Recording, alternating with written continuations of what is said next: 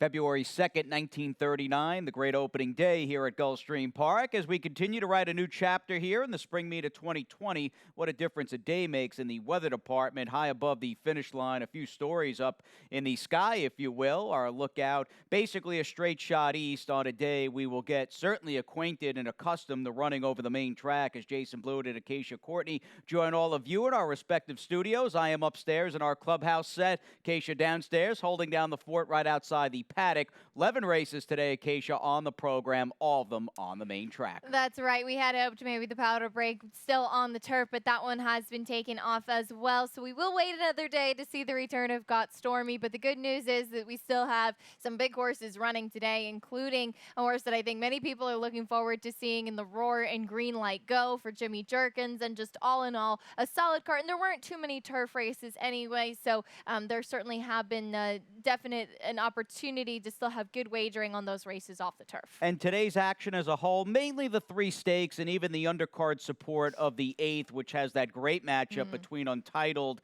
and Edge of Fire. I think that's a nice segue off of a good effort, very good effort, in fact, yesterday in our featured Hollywood Wildcat Stakes with Tonal the Shape, who got back into the winner's circle. Yeah, she did, and she proved if there was anybody who might have had a small doubt that she could go the mile and a 16th and go 2 turns. And I thought that was very encouraging, and I had mentioned beforehand, certainly hats off to Safi Joseph Jr. because she looked the best I'd ever seen her yesterday. It looked like she'd really filled into herself, and she's really maturing now as a 3-year-old. She's the type that I think as just a physicality and maybe even maturity level, having the Kentucky Oaks in September and more time to mature, I think she's really going to benefit from that. Well, we know she's done some good things here in South Florida, and good luck to her and her connections moving forward on the afternoon. Now, she, in a way, may have been more of a free ride type for many people playing Beat the Expert, a free ride, full ride type, a winner in yesterday's 10th race. I walked away with 3, had an okay day, not going with the Georgina horse, not to cry the blues here, as I congratulate Whitney, Rob, and Blake for winning yesterday's May 15th Beat the Expert. Not taking that Georgina horse in the nightcap, Acacia. That sealed the day for me. That would have been my 4th winner on the card, but Whitney, Rob, and Blake just a bit better. We do it all again this coming Friday afternoon as, again, we are officially in, if you can believe it, the second half of May, which is just wild. Yeah, pretty incredible for sure. And a big thank you to everybody who played Beat the Expert. It's free to play. It's always a lot of fun. So hopefully you all will join back in next week and get another chance. Definitely. Moving forward, 700,000 reasons plus to get involved in our Jackpot Guarantee Rainbow Six. That'll begin a bit later this afternoon. Smack dab in the middle of the program in the 6th race. And I do like that all 3 stakes races and that very solid 3-year-old allowance race play a supporting role apiece. I mean, that makes up basically 2/3 of today's sequence. So quality abounds unquestionably throughout the Saturday Pick 6 here at Gulfstream Park. How are you viewing, however, on the other hand, the opening leg of this early Pick 5? Well, I think we see early on even money, which I will admit, a touch surprised about in Honest Gal. I think she's logical, but I know it's early in the wagering. Do note, Luis Saez is on the number 5, Nanita. So if you're looking for perhaps a key late jockey change, there you have it at 3-1 for a horse that ran well last time out. I'm 3 deep in the 2nd race. I still think, though, our Closure likely the one to beat, who I'd actually liked her on turf in here in the drop, but I mean, her off-track race recently was very, very strong, so she should be tough. I've got the 2, I think, logical, in fact, both of the Sammys in race 3, and Sammy Sunshine and Slingin' Sammy B. 4th race, I think that's an interesting one. I think Feather Secret is a little bit of a price, and I think she's going to improve second time out, and not often in the 5th do you see 14 and 16 as the picks, but well covered in the main track only. money side of things in that race, and those are the ones I did prefer. I was going to say, that must be an off-the-turf race Yeah. for sure, and indeed it is. The old 16-14 box out there, way outside in the cash-out leg of this early pick 5. You had mentioned a couple of Sammys on your ticket, the 1 and 3 and the 3rd. We do have a couple of Antonios knocking heads in the trainers department in this upcoming first race, with Antonio Sano sending out the 5, who I picked with Nanita. She comes off a tough loss here just last Saturday, losing to Poseidon's Princess, who coincidentally Louis Saez essentially carried her across the finish line, kept her together in deep stretch. And then you've got Antonio Chiaffi sending out the 7, Honest Gal, who's got maybe the best form out of any of these horses over a lengthy span of races. And she has a little bit more speed, which is kind of what I did prefer about her. Like I said, Nanita has a little bit of tactical speed as well, and she does have Louis Saez, so that's pretty key. Just 7 days ago, she ran a very good race, I thought.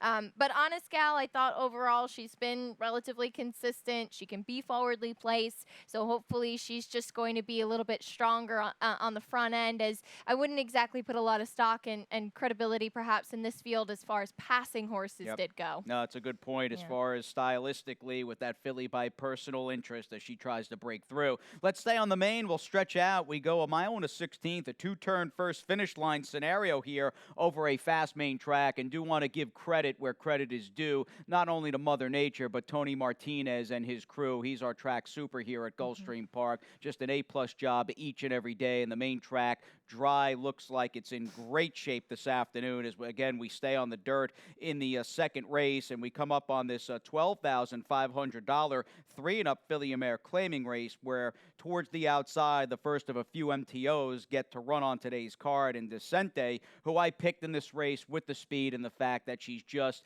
I think, the truest dirt horse in the entire field. Yeah, I should have included her in there. Her last couple have been very good. I just kept going back to Our Closure, who I had mentioned I liked on the turf. I know there was a disappointing effort last time, but it was first off of the layoff, and it was a little bit tougher. Her off-track race back in August I thought was very, very good, and I'm expecting second off the bench picking up a Misael. She's going to be a bit stronger today. All right, you're inside or mid-pack. I'm outside in that second race as we move on to Saturday's third. An older filly mare, $32,000 starter allowance in this one as we go with the cast of, again, older fillies and mares, a field of 6 ready to rumble in this race, and I am towards the middle of the pack with the number 4 Solitary Gem as trainer Peter Walder is off the claim here with a Steve Sigler, a Sigler-owned family horse, by going out for the connections of Winning Move stable. This horse, to me, looked like an interesting new face with good, respectable form over the winter time up in the Big Apple. Yeah, last couple of races at a mile were very solid. In fact, a couple of wins after being knocking on the door, and I imagine a little bit of a frustrating fall,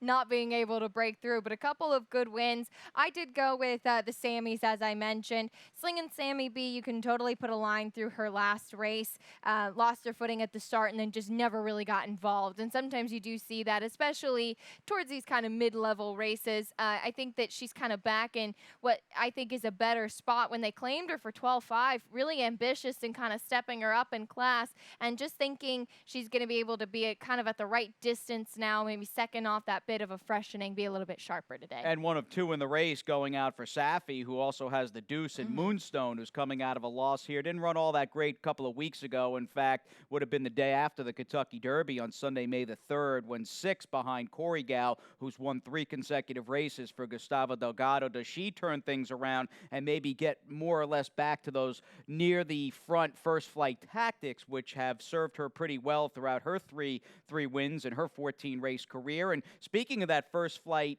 presence, I would imagine the one Sammy Sunshine is speed from the rail. And does she maybe move up here going 7 on the dirt this afternoon? I think a little bit longer should suit her, just a touch. And she's also second off the bench. She's faced some good horses in her last couple. Up in Smoke, I think, very strong when sprinting, and we saw that yesterday. She'll probably appreciate going back to those sprint distances, but she was really, really great at the time. Queen Nakia, Bella Ciao, she was running against just some very, very solid horses for the level. Now, as we move on to the Saturday's fourth race, we'll kick off a new batch of pick threes. We have a 3-and-up filly mare $25,000 to $20,000 claiming race in another spot where I thought trainer Antonio Sano looked pretty solid in this race, not only sending out the number 2, Fast Catalina, who's got speed and has Louis and is a major player in this race. I am giving, for better or for worse, one more chance to the 6, Panaria, who just has run well. I know she didn't win as the favorite last time, but the race came up solid in the figure department. One last chance for her, even though she's probably going to start favorite again. Yeah, I would certainly agree with all of those things. She ran very well, and Grand Michel was kind of the other horse in that race that looked like she had a shot. So third off the layoff for Panaria today, and she just might be in the right spot. Both of Antonio's look like they're in a good place, and I'm hoping that's the same situation for Feather Secret, who sticks with the main track after getting an off-the-turf race in her debut. She didn't have the easiest of trips that day. Ralph Nix and Amisael Jaramillo have a good percentage together, so I like to see him taking the call and thinking second time out, we're going to see some improvement from this filly. Ralph threw limited starters this meet. I'm talking post-wintertime championship season. Ralph's been very good in the second-time starter department, and does pique your interest with the Misael getting on top of a filly by Here No Evil, who maybe just needed that first start, and it's go time this afternoon. Let's wrap things up here in the early pick 5 anyway, with an off-the-turf 7-furlong Saturday 5th race. This one for 3-year-old fillies, and this allowance optional claimer way outside. You come across the 16 Money Never Sleeps for Terry Pompey. Smart, prescient, conservative. I fully support the decision not to run yesterday against Tonalist Shape. She's in the mix against the other key horse who you picked for Danny Gargan in the 14 Glass Ceiling. Yeah, I thought this is a really turned out to be a perfect place for Money Never Sleeps. As you see, Pleasant Orb did end up running yesterday and ran very well, too, for Barclay Tag and Mr. Fipke. But I thought Money Never Sleeps could be just in a perfect place. Last few races have been very strong and a good claim, in fact, for Terry Pompey, whose barn has been going really well.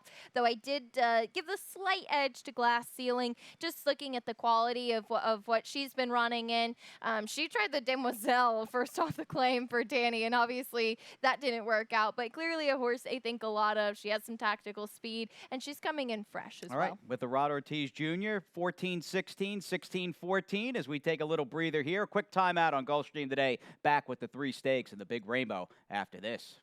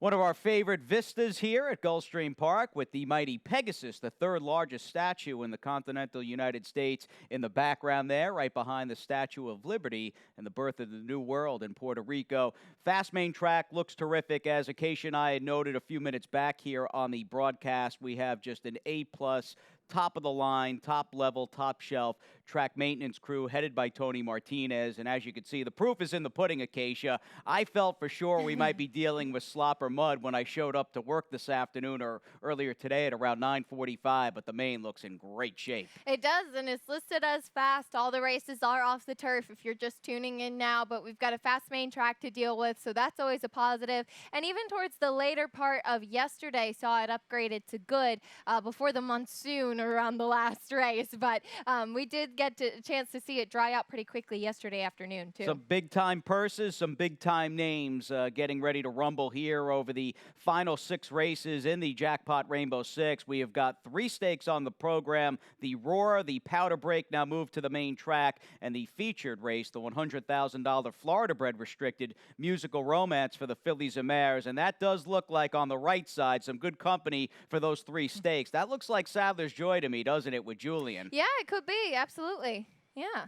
Right? That looks like the Tom Albatrani silks, without a doubt. Yep, without a doubt. Now, while looking at this Rainbow Six, I'm curious, did you stand maybe alone with a horse like Green Light Go, who's going to be a massive favorite in the opening leg? I did, and looking now, we kind of last minute got the off the turf scratches for the 9th. I might have changed things a little bit around and maybe singled a horse like WW Fitzy, who I think is going to be very tough now in the Powder Break with that race coming off the turf.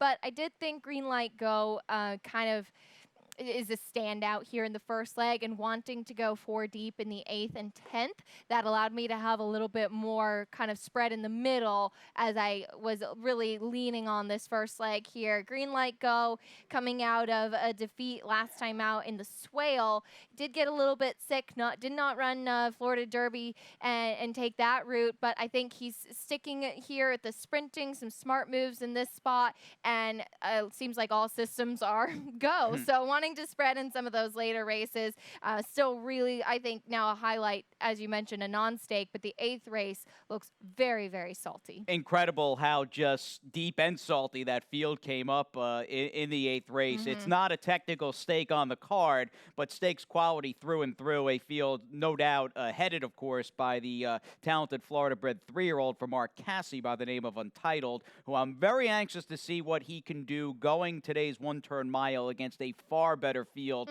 than what he beat last time out, a race we're going to check out in a few moments here. But again, the spotlight really in this opening stake race shines brightly heading into this thing on the number 5, Green Light Go. And here's a recent breeze for this colt by Hardspun. We know he's got quality, and I just wonder, in hindsight, you look back to this horse's, as you had noted, 2020 debut in the Swale. It was an okay effort. I think a lot of us thought he would have run a little bit better in that race, win, lose, or draw.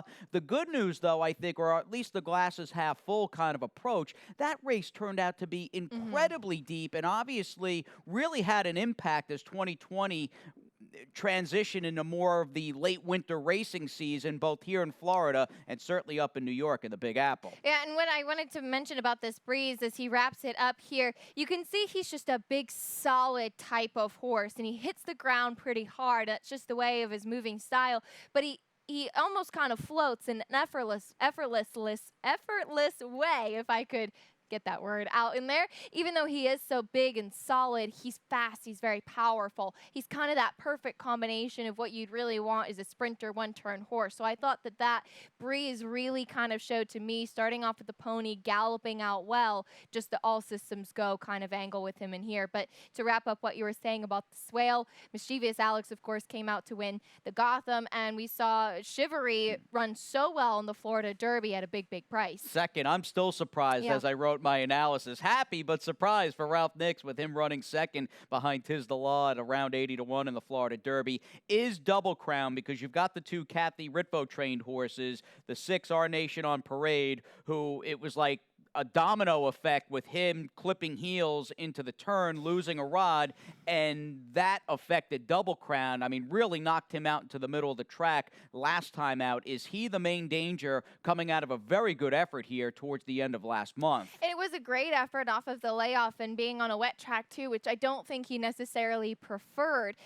He's definitely the type of horse that's going to improve with some races under his belt too, so I would imagine him taking another step forward today. He's unfortunately got the likes of Green Light Go to deal with, but I agree with you. It's important to go back and watch the head-on, because there's a chance he might have gotten past Top Cat if he was able to have a clearer stretch without being bumped by a stablemate. We may move on to a race that a lot of people ultimately view as a 2-horse affair. We'll start the late pick 5 on this main track fast Saturday afternoon, May the 16th. Here at Gulfstream Park, and just alluding to the fact that you've got the big 2 going into this thing in the opening leg. The number 3, Alm Ashreek, the pricey Warfront colt, who's now with Todd after being trained by Keir McLaughlin, knocking heads against the old class horse in the 6 Croy, who's got speed for days and has been able to switch it. I still think his bread is buttered on the turf, but he has been at times pretty effective on the dirt, and a good spot for him to maybe wake up and get back into the W column. I went 2-5-6 in our 8th race field. I think Edge of Fire and obviously Untitled, they're going to be the first and second choices. Casino Grande, though, I thought really ran well at Tampa and strikes me as a horse with that Cairo Prince Tappet pedigree that should relish not only having that race under his belt for Christoph, but just a longer race as he stretches out from 7 to a mile. He could be a little bit of a sneaky, and at least he'll be a good price. I'm 2-3-11 in the off-the-turf powder break.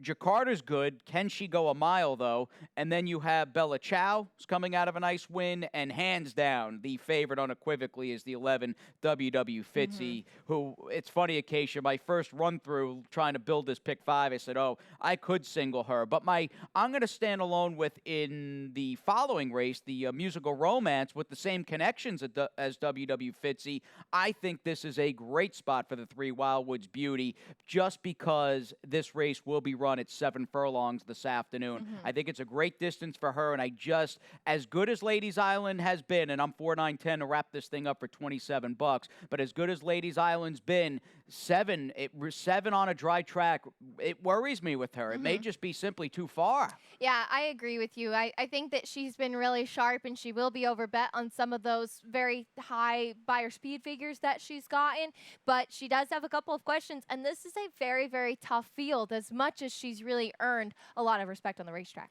Respect, Croy, we have it in spades for this horse. He's danced quite a few dances at a very high level. And again, as I noted a few seconds back, I still think he has been throughout his career a better turf horse. But he's a rarity at a pretty high level that has been able, again, to switch hit and be kind of like a little bit of a chameleon, where he has been able to run pretty well on the dirt at a high level. And that speed of his in this compact field, I thought might put him over the edge over the Todd horse for Shadwell. I would agree with you, and I really liked Alma Shriek on the turf today. The pedigree is there for him to like the turf better, just given some of the races he ran in Europe, though his only win in Great Britain did come on the all-weather, but he's by Warfront out of a mare. I forgot that she was so good for Shug. She was second in the Grade 1 Garden City here in the U.S. and a Group 3 winner on the turf in Great Britain. So I was curious about this one, but we'll have to wait to see him dry the grass. That said, hopefully he shows a little bit more speed like he did in his first U.S. start, but he's got to get around Croy, who's very versatile. Yes, absolutely. Let's move on to race number 8 this afternoon. Scheduled dirt affair coming up, and again, not technically the feature or a co-feature today, but really a standalone event in its own right, and a nice pleasant surprise just coming across from Extraordinary down on the rail. Edge of Fire, Cajun Brother, who's unbeaten, the 5 Untitled, who's created quite a bit of buzz and has done some good things in his career, the 6 Casino Grande coming in from Tampa for Christoph Kaman. I mean, really a good matchup between those 4 or 5 horses. It really, though, is a race built and centered upon and built around the number 5 Untitled, as we backtrack to a literal and I guess figurative paid public workout for this colt by Kozan, who just went through the paces here at $2.20. How do you feel about him coming back, Acacia, against a way, way, way better field at a mile? Well, it seemed like in this race going in, Roman Empire was going to be the only potential threat, and he wasn't even that at all, and probably better going back onto the turf. But I don't think you can take much away from Untitled, because he ran second in the Gotham. He had a very tough trip at Tampa in that allowance race behind Gouverneur Morris, and the Swale was just not the easiest trip for him at all. So he hasn't really had kind of the ease that he did last time. That was the only kind of easy race we've seen from him, and he's run well. I think he's great at a mile. I think down the road, Edge of Fire is going to appreciate some more distance, but I don't have any problem with him going the mile. I thought he ran very well behind Money Moves last time out. Yeah, let's show the race, actually. But I don't think anybody was beating him him that day. My only question about Edge of Fire is maybe he's going to be an even sharper two-turn horse down the road. We'll see. You would imagine with Jimmy Jerkins and the Curl and Tappet pedigree that this horse is very much a work in progress, and maybe in terms of just being behind the 8 ball, maybe he's not as forward as Untitled is at this stage. But I like that he didn't back down in a field that was just very deep. I remember thinking, and a lot of people thought it and talked about it, this was a really nice Florida Derby Eve prelude as to what was around the corner on that Saturday card, March 28th. A deep field on a day. It looked like the inside. We've had very few bias days. That looked like a day to me, though, in hindsight. I remember thinking, all right, remember March 27th, Florida Derby Eve, as a day where perhaps the inside was the place to be on the dirt, and Edge of Fire, even though being 3 to 4 wide is more or less an outside pressing speed, just ran a good race in defeat for Jimmy Jerkins, and I'd like to think he's going to step forward in his biggest test to date against the best field he has ever faced. What about the Cairo Prince horse, though, coming in from Tampa Bay Downs, who just did everything right? Watching that first start up north in Oldsmar, Florida, broke, cleared, and just widened away in a good effort.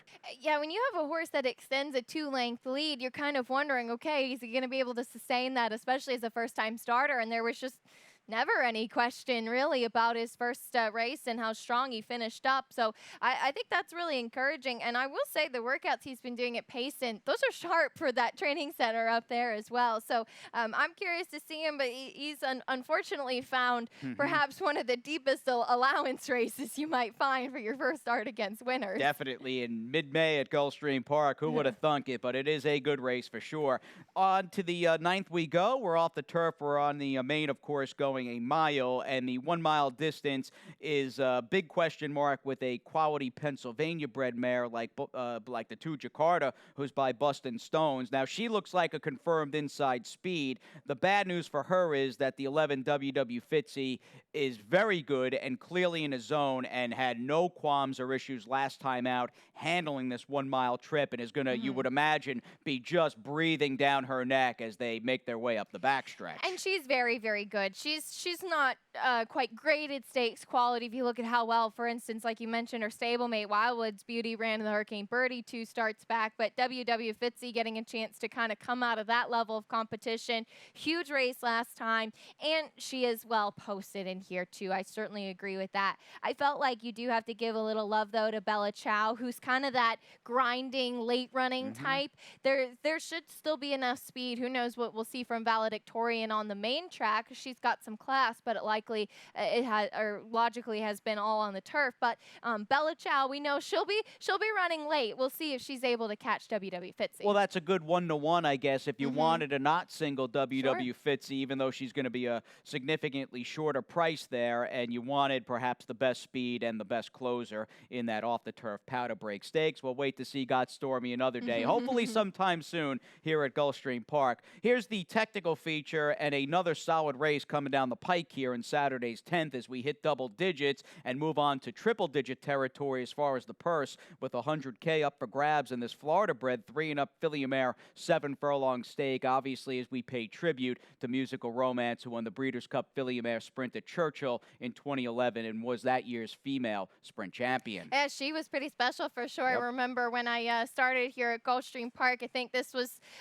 one of the stakes that really kind of stood out early in the year, and kind of learning which each stake was named for. And I thought that's I think it's really nice that Musical Romance has a little stake named for her as well. And I think this is a good field to pay tribute to her. Wildwood's Beauty, it's hard to get around her just given the company she's faced in her last couple of races against some really tough graded fields. And that grade 3 Hurricane Birdie, and that did feature a fast pace, and she came running kind of a first, second gear, just grinding chug, and Sally's curling with Edgar Prado for Dale on the outside, just closed everybody down and beat Wildwood's Beauty fair and square. But the point is, very solid effort for Wildwood's Beauty, who does feel as though she's more or less a 7-furlong specialist, and not only that, she's coming out of a race to, as you noted, the quality. There's been a couple of next mixed out winners in that field, including WW Fitzy, who's going to be a big favorite in the powder break, and even Blame for Bill Mott. So that was a really legitimately solid field that's been super live in the following weeks. And the 7 furlong trip, I think, just puts her in a great spot here. And you just, at least you and I, clearly, because you've got her fourth, we're fans of Ladies Island. We just don't have that same confidence in her being the same horse in that last 200 yards that she's been going, say, 5 to 6 furlongs. This, to me, is one of the biggest tests she's ever faced before, just because of the 7 furlong trip. As you probably saw, she was second in this race a year ago. She was, by about 10 lengths behind Stormy Embrace, who is kind of, I guess, what you would say Wildwood's Beauty might be in this year's edition, Sure. just kind of the one with the target on her back and the 7 furlong specialist. So there's no shame in being second to Stormy Embrace, but clearly it was not one of Ladies Island's strongest performances that we've seen. I feel like her most potent ones are at around 6 furlongs, touch shorter than what she's going to be running in here today. But I mean, she's like, I'm sure, a dream to have in the barn, because she just runs every single time and runs her race. I think the wild card in here is the number 2, Bolera, who's turning back in distance, has only run 7 furlongs in her debut at Gulfstream back in May of 2019. And then she broke her maiden at Monmouth. Kind of an interesting trajectory for this horse, and then won on the slot 2-turn race in Saratoga, where she was a big price. I looked back at my notes from that race in Saratoga, and she had just completely flown under the radar in there. There were 2 Chad Brown runners in the field, just some really strong horses that were taking a lot more attention than she was. Clearly she loves a wet track, but she did also win a graded stake going 9 furlongs. So what do you do at the 7/8? I wonder about 7 with her off the layoff. That's my gut feeling. Not to say she can't get it here, but catching a field of this quality and running against a horse, not only Ladies Island, but I think most importantly going this trip against such a solid horse who's got a ton of more recency on her, like Wildwood's Beauty. I think Bolera's going to run well, but I think ultimately for me, her true colors might come beyond this race when she gets a little more distance. This could be a nice stepping stone race for her for the rest of 2020. Unfortunately, as a state-bred stake here, as we mentioned, you've got a very tough field to face. And, I mean, that's what it was a year ago with everybody, including Ladies Island, having to go up against Stormy Embrace. So this is a race that just does not come up soft as far as the firepower goes. The years may pass, but the musical romance, much like the mare the race is named for, always tough. Here's the 11th. Let's do the finale quickly. We have a number of changes we got to let Pete get to